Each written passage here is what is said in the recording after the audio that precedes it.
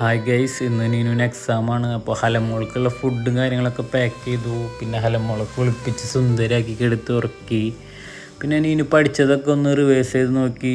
അങ്ങനെ ഞങ്ങൾ ഡ്രസ്സൊക്കെ ചെയ്ത് കോളേജിലേക്ക് ഇറങ്ങി.